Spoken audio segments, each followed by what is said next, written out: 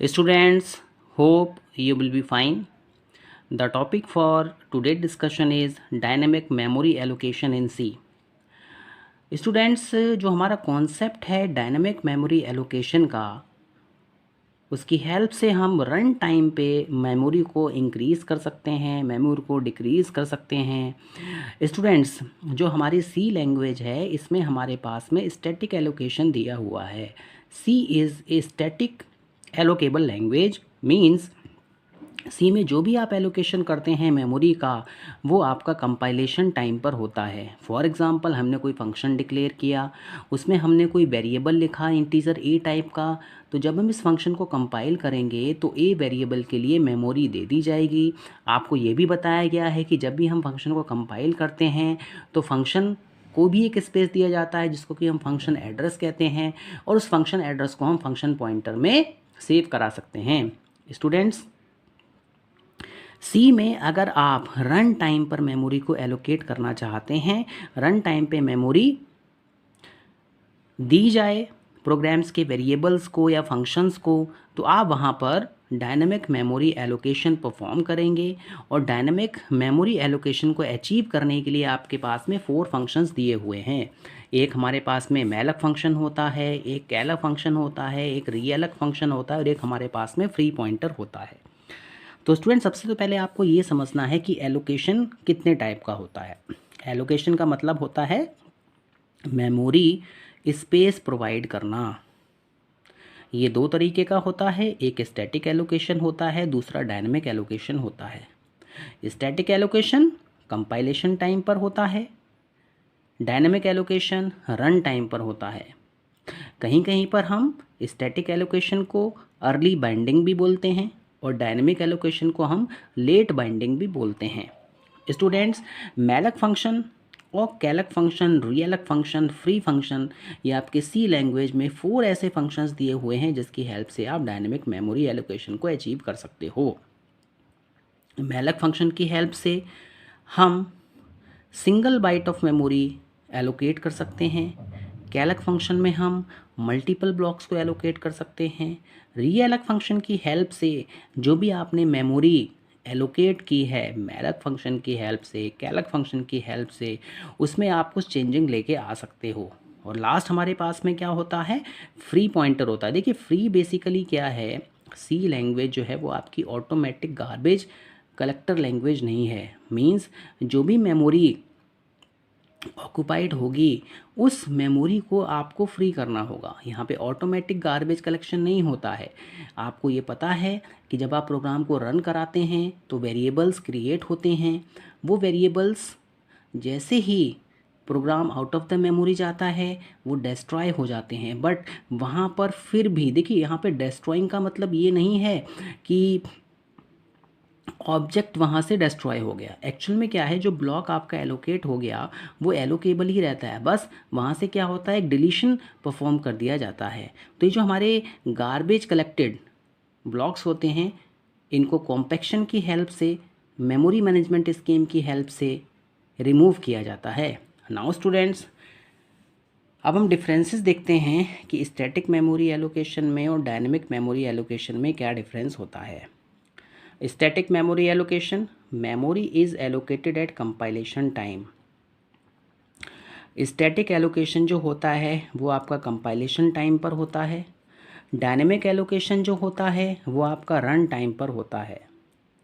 Static allocation में memory के size को इंक्रीज़ नहीं किया जा सकता है जब आप प्रोग्राम को एग्जीक्यूट करा रहे हो। तो देखिए, फॉर एग्जांपल मैंने यहाँ पे क्या लिखा, इंटीज़र एक एरे बनाई जिसमें मैंने 100 साइज़ दे दिया। इट मीन्स जैसे ही ये प्रोग्राम कंपाइल होगा यहाँ पर क्या हो जाएंगे, 100 ब्लॉक्स बन जाएंगे। अब आपने यहाँ पर 100 ब्लॉक्स में से केवल 15 ब्लॉक्स को यूज़ किया या फिर 90 ब्लॉक्स को यूज़ किया, तो इट मीन्स जो हमारे 10 ब्लॉक्स हैं या फिर जो हमारे 85 ब्लॉक्स हैं वो यहाँ पे वेस्ट हो गए। तो स्टैटिक मेमोरी एलोकेशन में मेमोरी का वेस्टेज होता है। स्टैटिक मेमोरी एलोकेशन आपको वेरिएबल के केस में देखने को मिलेगा, आपको एरे के केस में देखने को मिलेगा। डायनेमिक मेमोरी एलोकेशन की बात करें तो ये हमारा एक ऐसा एलोकेशन है जो कि रन टाइम पर होता है। मीन्स जब आप प्रोग्राम को एग्जीक्यूट कर रहे होते हो, यहाँ पर मेमोरी को हम इंक्रीज़ करा सकते हैं जब आपका प्रोग्राम एग्जीक्यूट कर रहा होता है। रीएलेक्ट फंक्शन की हेल्प से आप यहाँ पे मेमोरी को इंक्रीज़ भी कर सकते हो, डिक्रीज़ भी कर सकते हो। देखिए जितने भी हमारे डेटा स्ट्रक्चर हैं, जैसे कि लिंक लिस्ट है, सर्कुलर लिस्ट है, डबली लिंक लिस्ट है, इन सब में आप डायनेमिक मेमोरी एलोकेशन करते हैं। तो स्टूडेंट, स्टैटिक एलोकेशन एक ऐसा मेमोरी एलोकेशन जो कि कंपाइलेशन टाइम पर होगा। डायनेमिक मेमोरी एलोकेशन एक ऐसा एलोकेशन जो कि आपका रन टाइम पर होगा। स्टूडेंट्स, नाउ स्टूडेंट्स, अब हम बात करते हैं सबसे पहले मैलक फंक्शन की। देखिए जो मैलक फंक्शन होता है उसकी हेल्प से हम single block of required memory allocate कर सकते हैं। Malloc function allocates single block of required memory, mean जो भी आपको मेमोरी की रिक्वायरमेंट है, आप इंटीजर ब्लॉक को एलोकेट करना चाह रहे हो, आप फ्लोट के ब्लॉक को एलोकेट करना चाह रहे हो, तो वहाँ पे केवल एक सिंगल ब्लॉक एलोकेट होगा। कैलक फंक्शन की बात करें तो कैलक function allocates multiple block of required memory. कैलक फंक्शन की हेल्प से हम मल्टीपल ब्लॉक्स को एलोकेट कर सकते हैं एक सिंगल स्टेटमेंट की हेल्प से। रियलक फंक्शन जो होता है उसके हेल्प से आपने मैलक फंक्शन की हेल्प से, कैलक फंक्शन की हेल्प से जो भी मेमोरी एलोकेट की है उसको हम दोबारा री एलोकेट कर सकते हैं, मींस उसकी रीसाइजिंग कर सकते हैं, उसको हम इंक्रीज़ कर सकते हैं, उसको हम डिक्रीज़ कर सकते हैं। स्टूडेंट, फ्री फंक्शन, जब भी आप मैलक फंक्शन की हेल्प से, कैलक फंक्शन की हेल्प से, रीएलक फंक्शन की हेल्प से मेमोरी को एलोकेट करते हैं तो ये आपकी रिस्पॉन्सिबिलिटी होती है कि जो भी आपने मेमोरी एलोकेट की है उस मेमोरी को आप फ्री करें। स्टूडेंट्स, अब हम मैलक फंक्शन के बारे में देखेंगे और मैलक फंक्शन का एक प्रोग्राम हम राइट करेंगे और देखेंगे किस तरीके से यहाँ पे हम सिंगल ब्लॉक ऑफ मेमोरी को एलोकेट करते हैं। सबसे पहली बात, the malloc function allocate single block of requested memory. जितनी भी मेमोरी की ज़रूरत है यहाँ पे केवल हम सिंगल ब्लॉक एलोकेट कर सकते हैं। It does not initialise memory at execution time, so it has garbage value initially. इसकी जो गार्बेज वैल्यू होती है वो ज़ीरो होती है क्योंकि यहाँ पे जो मेमोरी हम इनिशलाइज़ करते हैं वो एग्जीक्यूशन टाइम पे हम इनिशलाइज़ नहीं कर सकते हैं। उस मेमोरी को हम बाद में with the help of for loop, while loop या डू वाइल लूप हम मेमोरी को इनिशलाइज़ करेंगे। मीन्स जो भी हमने ब्लॉक्स एलोकेट किए हैं उनको हम कुछ ना कुछ वैल्यू प्रोवाइड करेंगे। इनिशलाइजेशन का मतलब ही होता है वैल्यू प्रोवाइड करना।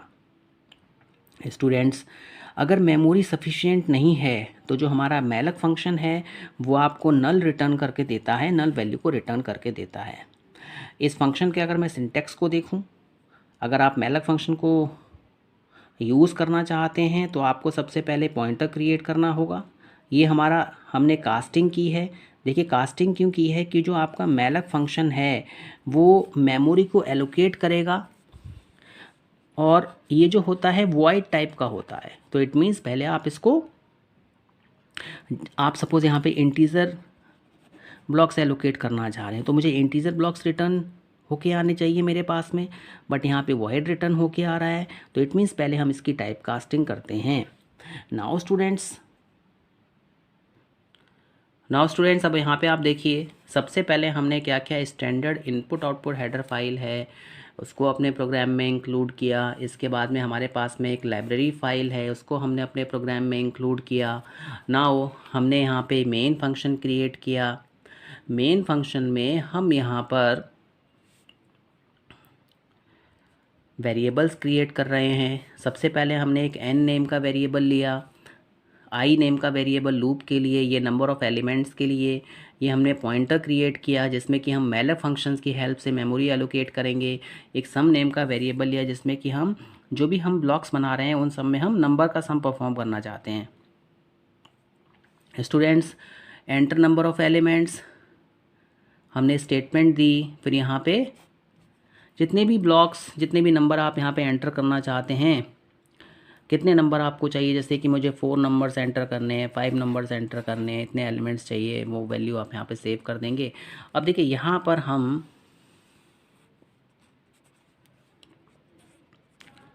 डायनामिक मेमोरी एलोकेशन कर रहे हैं with the help of malloc function. तो देखिए यहाँ पे साइज ऑफ इंट कितने ब्लॉक्स, देखिए केवल सिंगल ब्लॉक यहाँ पे एलोकेट होगा, ये आपको ध्यान में रखना है। साइज ऑफ इंट कितना होता है, 2 बाइट होता है, किसके लिए, 32 बिट ऑपरेटिंग सिस्टम के लिए, और 4 बाइट होता है हमारा 64 बिट ऑपरेटिंग सिस्टम के लिए। मैलक फंक्शन जो होता है वो हमें वॉइड रिटर्न करके देता है। तो सबसे पहले आप वॉइड को क्या करेंगे, टाइप कास्ट करेंगे, इसको इंटीज़र में चेंज करेंगे, क्योंकि मैंने यहाँ पे इंटीज़र टाइप के साइज़ का एलोकेशन किया है डायनेमिकली। अब मैंने इसको इंटीज़र टाइप के पॉइंटर में क्यों चेंज किया, क्योंकि मेरे पास में ये क्या है, इंटीज़र पॉइंटर है। इंटीज़र एलोकेशन होगा तो आपको इसको इंटीज़र में चेंज करेंगे, फ्लोट के ब्लॉक से एलोकेट करेंगे तो आप फ्लोट में इसको चेंज करेंगे। स्टूडेंट्स, जैसा कि मैंने आपको बताया, मैलक फंक्शन जो होता है, अगर मेमोरी अवेलेबल नहीं है तो वो हमें नल वैल्यू रिटर्न करके देता है। तो हम यहाँ पे लिख रहे हैं if pointer is equal to null, अगर पॉइंटर क्या है, नल है, sorry unable to allocate memory, और एग्जिट कर देंगे। मीन्स यहाँ से क्या होगा, प्रोग्राम आपका टर्मिनेट हो जाएगा क्योंकि मेमोरी एलोकेबल नहीं है। नाउ अब देखिए हम 1 बाय 1 यहाँ पे नंबर ऑफ एलिमेंट्स को एंटर करेंगे। For i equal to 0, i is less than n i plus plus, scan है percentile d PTR plus i। देखिए पॉइंटर जो है, जो आपने यहाँ पे पॉइंटर क्रिएट किया है, वो इन ब्लॉक्स को दिखा रहा है आपको पास में। अब PTR के पास में क्या है, एड्रेस है किसका, मेमोरी का, that is first block of memory का। नाउ PTR प्लस i किया तो जो भी वैल्यू होगी वो आपकी यहाँ पे जाके सेव हो जाएगी। सम कर दिया हमने, plus equal to asterisk PTR plus i। अगर i की वैल्यू 0 है, देखिए एस्ट्रिक क्या दिखाता है, वैल्यू को दिखाता है, तो आपने यहाँ पे 0 1 2 3 सेव किया है। फिर लूप चलेगा, PTR प्लस i पे आपने एलिमेंट को सेव कर दिया 1, यहाँ पे PTR प्लस i इस मेमोरी लोकेशन को शो करेगा स्टूडेंट, तो जो वैल्यू है वो यहाँ पे प्लस होती चली जाएगी, और लास्ट में आपके पास में यहाँ पर एक सुटेबल आंसर आ जाएगा। लास्ट में हमने फ्री पॉइंटर का यूज़ किया क्योंकि मुझे यहाँ पे मेमोरी को फ्री करना है। सी आपकी ऑटोमेटिक गार्बेज कलेक्टेड लैंग्वेज नहीं है, तो ये आपकी रिस्पॉन्सिबिलिटी है कि जो भी आप मेमोरी डायनेमिकली एलोकेट कर रहे हैं उसको आप फ्री करें। स्टूडेंट्स, एक बार इस प्रोग्राम को दोबारा देखिए, हमने किस तरीके से मैलक फंक्शन की हेल्प से मेमोरी को डायनेमिकली एलोकेट किया है। मैं आशा करता हूँ कि आपको मैलक फंक्शन समझ में आया होगा। धन्यवाद।